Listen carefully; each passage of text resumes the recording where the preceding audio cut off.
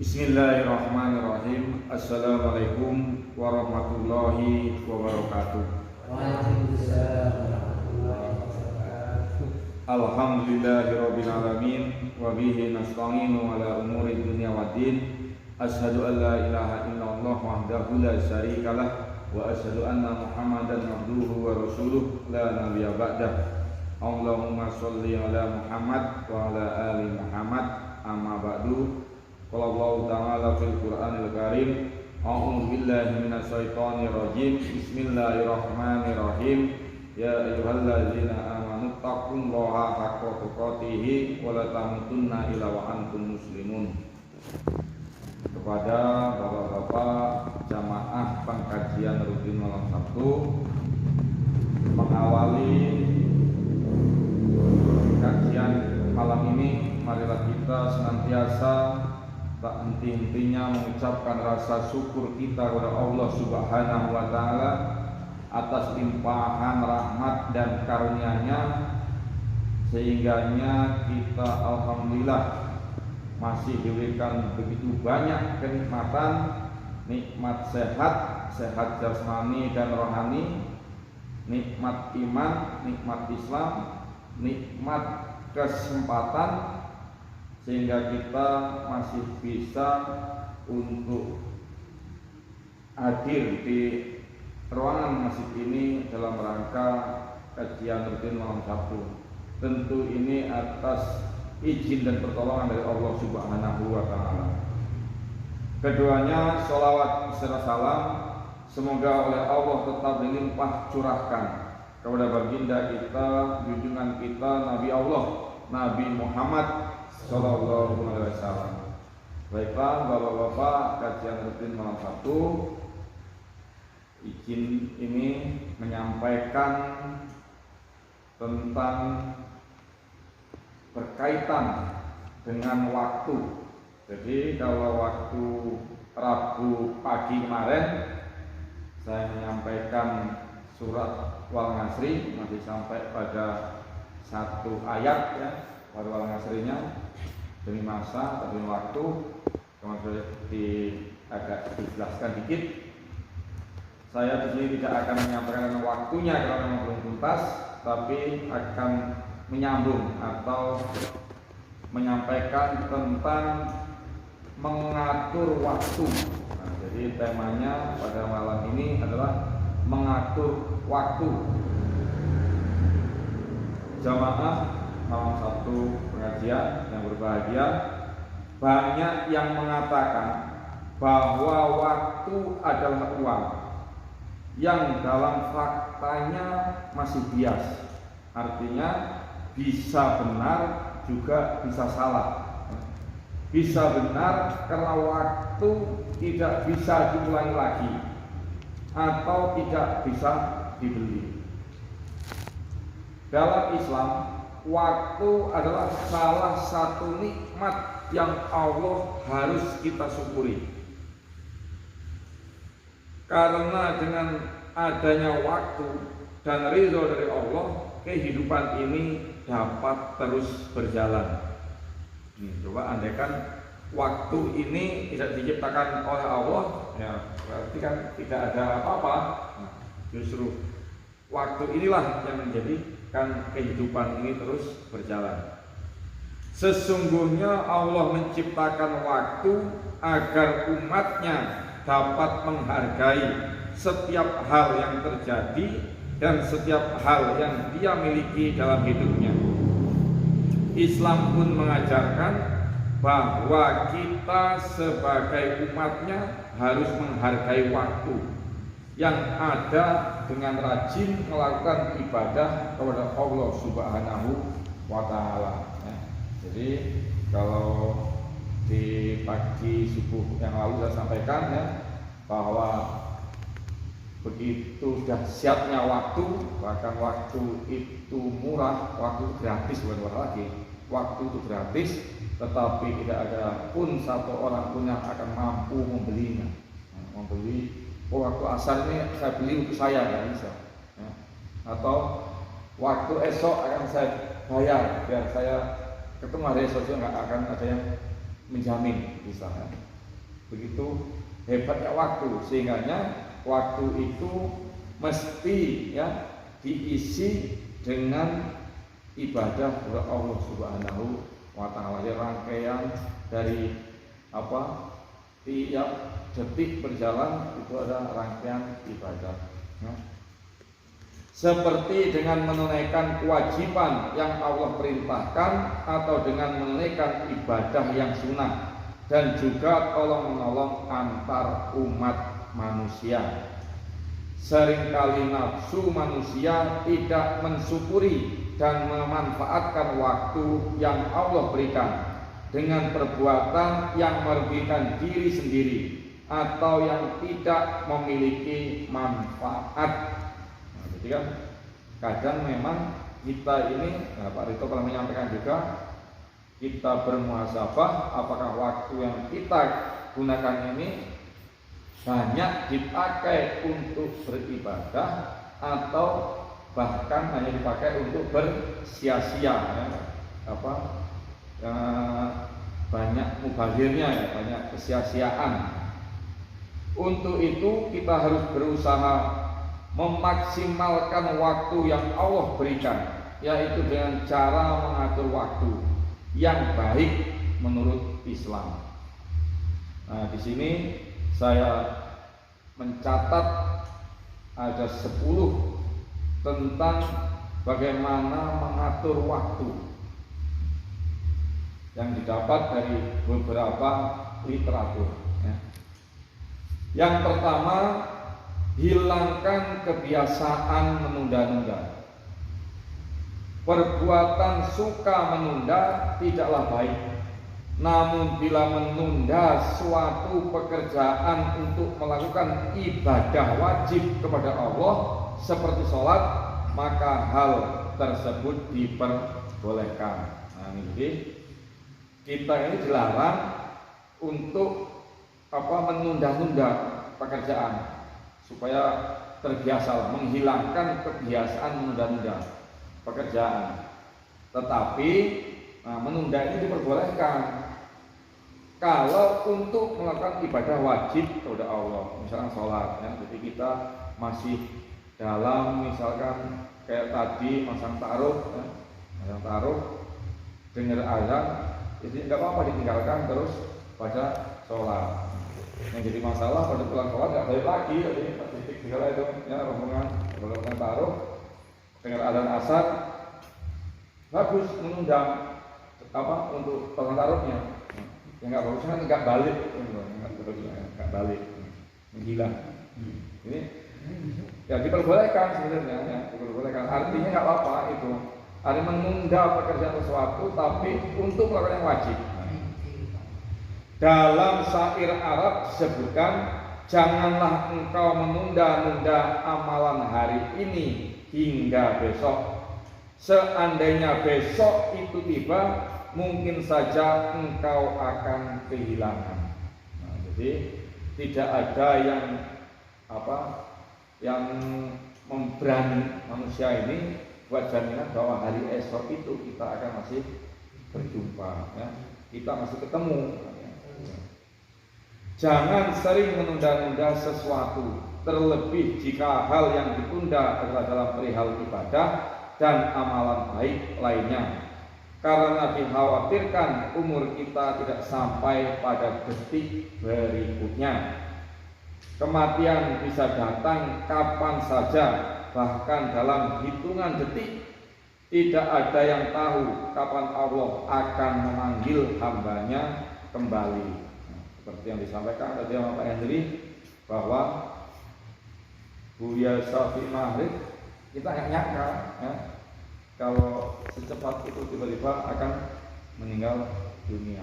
Karena di beberapa kesempatan masih sering muncul di televisi ya, menyampaikan tentang pendapat-pendapatnya, dan masih rajin di di Syafi'i Ma'arif itu, di lembaga dia itu ya, masih aktif. Contoh lagi misalkan ya, seperti saudara kita ya, almarhum Musliman itu pagi subuh masih jamaah bersama kita, sorenya kita dapat kabar sudah biasa. Ya. Ini ada beberapa contoh yang memang ya, itulah waktu tidak ada yang menjamin, tidak ada memberikan jaminan. Ya. Oleh karena itu sebaiknya jangan menunda-nunda sesuatu yang merupakan baik, terlebih amalan yang merupakan ibadah. Jadi kalau amalan itu baik, amalan itu ibadah, jangan ditunda-tunda. Ya. Sudah mau sholat, memang ya perintahnya segera kerjakan sholat. Misalkan sudah waktunya yang bagus, ya. Pokoknya memang kebiasaan kita kadang masih panjang waktunya, masih panjang terus menunda. Padahal menunda itu perkara yang kurang bagus ya. Selanjutnya yang kedua ya, untuk mengatur waktu, dahulukan yang wajib.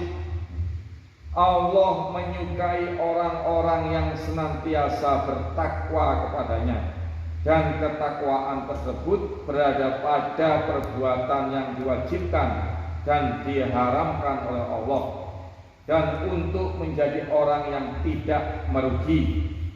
Alangkah baiknya jika kita mendahulukan apa yang menjadi kewajiban bagi kita sebagai umat Islam. Nah, kalau menjadi orang yang tidak merugi, sudah saya sampaikan di Jum'ah yang lalu ya, waktu beberapa yang lalu itu, orang yang tidak merugi adalah orang beruntung.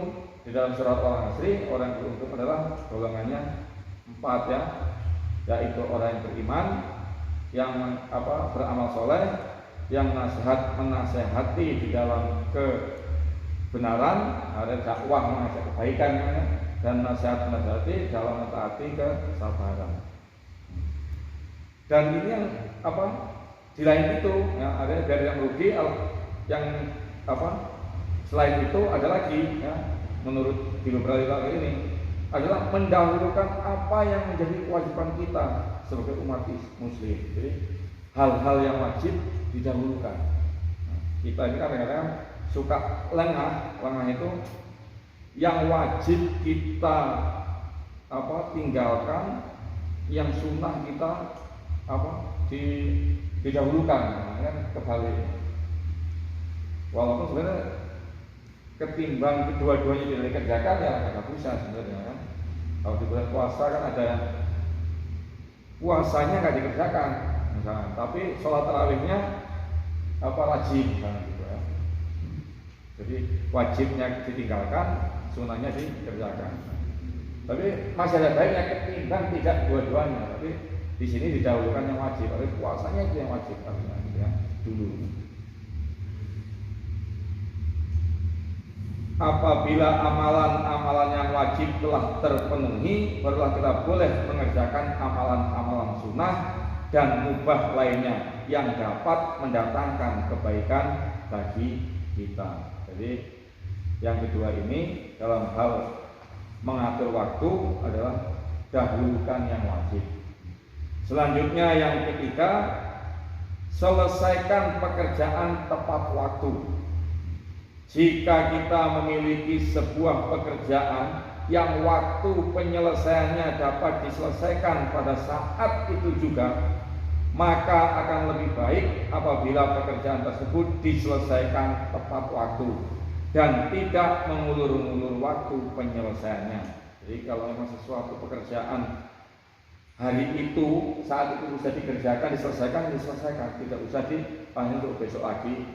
Ini nanti aja sore misalkan seperti itu ya. Selanjutnya yang keempat, buat batasan waktu. Untuk mengatur waktu yang ada agar tidak sia-sia, maka sebaiknya buat batasan waktu pada setiap kegiatan yang dilakukan. Misalnya tidur dari jam sekian hingga jam sekian, belajar berapa jam dalam sehari dan pada jam berapa saja misalkan, dan lain sebagainya. Ada buat batasan waktu diatur ya, dijadwal. Ya, kalau anak sekolah kan sudah terbiasa ya, dijadwal.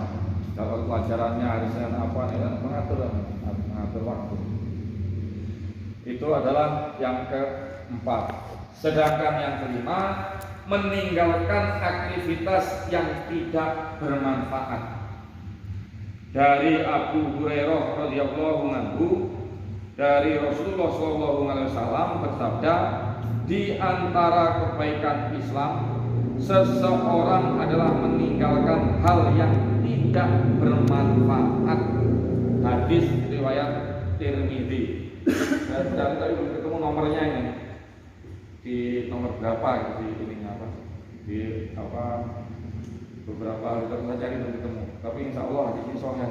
Saya telah membacanya di riwayat Muslim juga. Hanya nomornya ini yang belum ketemu nomor berapa ya. Jadi di antara kebaikan Islam seseorang adalah meninggalkan waktu yang tidak bermanfaat. Jadi kalau memang waktu di situ nggak bermanfaat untuk kita, memang sebaiknya ditinggalkan. Dan ini yang dipakai para orang-orang bahwa hal-hal yang tidak bermanfaat itu sehingganya mendekati kepada keharaman. Ya, makruhnya adalah makruh besar. Bahkan ada yang diharamkan, misalkan hanya bersenda gurau yang nggak jelas, supaya ditinggalkan. Terlalu berlebihan, gitu ya. Terlalu berlebihan. Kalau Pak Rito menyampaikan, misalkan hanya guyonan atau lawak, ya ada lawak yang terlalu berlebihan sepanjang waktu dari hari ke hari hanya ngobrol tentang lawak, mendengarkan guyonan terus dari waktu ke waktu.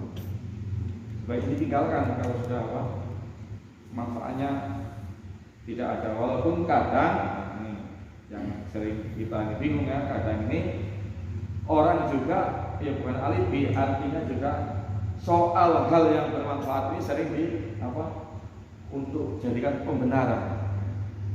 Bisa jadi barang ini nggak bermanfaat untuk kamu, misalnya, tetapi bermanfaat untuk diri saya. Kan ada seperti itu. Jadi kadang-kadang orang ya itulah cara mencari pembenaran. Dalam hadis tersebut, bagi seorang muslim dianjurkan untuk meninggalkan hal-hal yang tidak bermanfaat. Misalnya menonton TikTok secara berlebihan. Nah, kalau yang punya HP nonton TikTok sampai berlebihan ya. Atau bermain ponsel seharian, jadi mainan HP, game ya, dari pagi sampai sore atau dari sore sampai malam ya. Atau juga bisa tidur seharian, hanya terus ya, dan lain-lainnya ya. Sekiranya tidak ada manfaatnya sama sekali. Kebiasaan melakukan hal-hal yang tidak bermanfaat tersebut sebaiknya dikurangi dan dihilangkan, karena masih ada banyak hal bermanfaat lainnya yang dapat kita lakukan. Ini adalah yang kelima. Mengatur waktu yang kelima adalah meninggalkan aktivitas yang tidak bermanfaat. Yang keenam, membuat jadwal kegiatan agar waktu yang kita miliki dapat berguna dan terisi dengan hal yang bermanfaat. Ada baiknya jika kita membuat daftar kegiatan tentang apa saja yang harus kita lakukan setiap hari. Nah, jadi yang keenam ini buat jadwal kegiatan dan jadwalnya yang positif. Walaupun kita yang orang bertani itu susah membuat jadwalnya, tetapi setidaknya rutinitas kita itu sudah ada. Jam sekian waktunya ngarit misalkan, jadi biasakan ngarit misal dimulai jam 2, jam setengah 4 sampai rumah misalkan gitu ya. Atau dibiasakan yang kegiatan rutinnya itu kan sudah punya waktu. Jadi makan iwaknya kapan kan ada udah tahu jadwalnya. Itu membuat jadwal kegiatan sehingganya tidak tumbur-tumburan dengan yang lain ya. Waktu itu bisa bermanfaat. Selanjutnya yang ketujuh, kurangi bersantai-santai. Allah akan memberikan manusia hasil kehidupan berdasarkan pada usaha hambanya. Apabila ia berusaha dengan keras dan giat, maka Allah akan memberikan hasil yang setimpal dengan perbuatannya. Namun apabila seseorang hanya bersantai-santai sepanjang waktu yang dia miliki, maka orang tersebut akan mendapatkan hal yang sesuai dengan usahanya. Kalau ini ya memang logikanya hukum sebab akibat adanya di dunia kan, sebab akibat. Artinya ada sebab maka ada akibatnya. Kalau kita menanam padi, maka kita akan juga insya Allah memanen padi. Kan itu nama sebab akibat, hal yang lumrah. Jadi ada wasilahnya rezeki yang datang ke kita ini. Ini jadi kurangi bersantai-santai ya. Karena kemarin soal waktu ya, pagi kita sampaikan ada asbabun nuzulnya. Orang-orang Arab jahiliyah waktu asar banyak yang bersantai-santai, bersinggah gurau ya. Dengan turun surat wal asri. Yang ke-8 ya, jangan terjebak dalam masa lalu. Nah, ini yang tentu seluruh kita yakin saja punya masa lalu yang berbeda ya.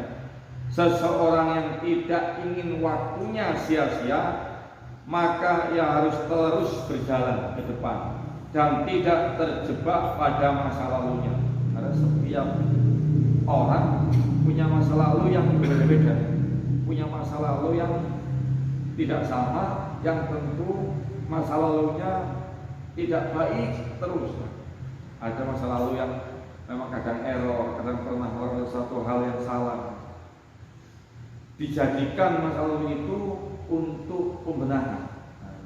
Untuk jangan sampai kita mulai lagi dalam hal kesalahan. Bukan terus kita terjebak dan menyesali terus sehingga tidak melakukan sesuatu. Ini adalah yang ke-8. Selanjutnya yang ke-9 ya, dalam hal mengatur waktu, belajar fokus pada sesuatu. Apabila seseorang mempunyai banyak target dalam hidupnya, maka ia haruslah fokus pada satu hal dahulu, agar apa yang telah didapatkannya tidak terlepas dan waktu yang dia miliki tidak terbuang sia-sia. Nah, ini belajar fokus pada satu hal tujuan ya. Tidak ganti-ganti. Nah, kalau ganti-ganti itu kan misalkan kita diniatkan kita mau berangkat ke pasar Karangpucung, di tengah perjalanan tiba-tiba beralih pikiran, nanti keburu tutup pasarnya atau bubar.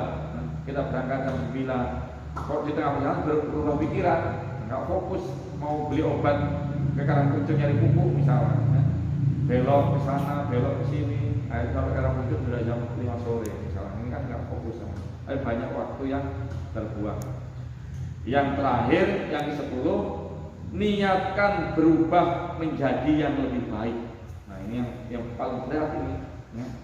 Kalau ya semua berat sebenarnya, tapi yang 10 ini yang paling berat adalah meniatkan berubah menjadi yang lebih baik. Slogannya ya, yang akan dipakai perubahan, gerakan berubah karya yang lebih baik. Untuk menjadi orang yang dapat mempergunakan waktu dengan sebaik-baiknya, maka yang paling pertama adalah adanya niat dari orang tersebut. Apabila tidak ada niat dan keinginan untuk berubah, maka bagaimana bisa orang tersebut mengatur waktunya dan menjalankannya dengan bermanfaat. Muslim yang baik adalah yang tidak menyia-nyiakan waktu, agar di masa depan kita bukan salah satu orang yang merugi. Nah, jadi waktu ini hubungannya dengan rugi ya. Makanya sampai Allah bilang demi masa bersumpah demi waktu. Nah, sesungguhnya orang dalam keadaan kerugian ya. Wal ngasih di masa kenal insya muslim, sesungguhnya manusia dalam keadaan rugi. Nah, kecuali orang-orang yang beriman, orang yang beramal soleh, orang yang saling nasihati dalam kebenaran dan nasihati dalam kesabaran. Nah, jadi orang sampai hubungan dengan waktu orang itu rugi, karena sepanjang waktunya orang itu nanti akan dimintai pertanggungjawab untuk apa waktu yang telah dilalui oleh kita. Ya. Maka merugilah orang ya, yang setiap waktunya dilalui dan tiap waktu itu amal kita tidak bertambah, tetapi dosa kita menjadi bertambah. Nah, ini orang yang merugilah manusia itu sesungguhnya. Dan ini ya untuk diri saya juga sendiri, kita berbicara ini berat untuk saya, tapi ya itu saya sampaikan di orang asing, saya dibuka di sampaikan rapi tentang makna dan arti dari surat Al-Asr itu, Al Asr itu, ya ini salah satu. Ya, waktu itu begitu dahsyat, ya, waktu itu begitu dahsyat. Hari Senin yang kita lalui kemarin itu bukan hari Senin yang akan datang. Jadi jam 4 malam, jam 4 sore tadi itu bukan jam 4 sore yang besok. Dan begitu seterusnya. Artinya begitu kita kelewat waktu, tak akan pernah mendapatkannya kembali. Dia sudah kelewat terus. Sekali kita kelewat waktu itu, nggak akan pernah kita mendapatkannya. Saking dahsyatnya itu waktu. Ya, jadi itu saja Bapak sekalian tentang bagaimana mengatur waktu dalam Islam yang saya dapat dari beberapa literatur yang saya kumpulkan. Ini saya dapat juga dari beberapa tafsir sebenarnya, tafsir di surat Al-Asr ini yang saya lihat-lihat, saya banding-bandingkan lah ya. Nah, ketika teman-teman area ini tentang waktu, karena orang-orang apa itu waktu hampir mirip-mirip lah rasanya. Nah, barangkali ini saja Bapak sekalian, mudah-mudahan bermanfaat untuk diri saya dan juga untuk Bapak-bapak sekalian, dan mudah-mudahan juga kita bisa menghargai tiap waktu yang kita miliki, tiap waktu yang kita dapat, tiap waktu yang kita jalani ini bisa diisi dengan hal-hal yang bernilai ibadah. Ya. Baiklah, ada tutur kata bahasa saya yang kurang berkenan, saya mohon maaf, dan kepada Allah saya mohon ampun. Astagfirullahaladzim. Ihdinas siratal mustaqim. Wassalamualaikum warahmatullahi wabarakatuh. Waalaikumsalam warahmatullahi wabarakatuh.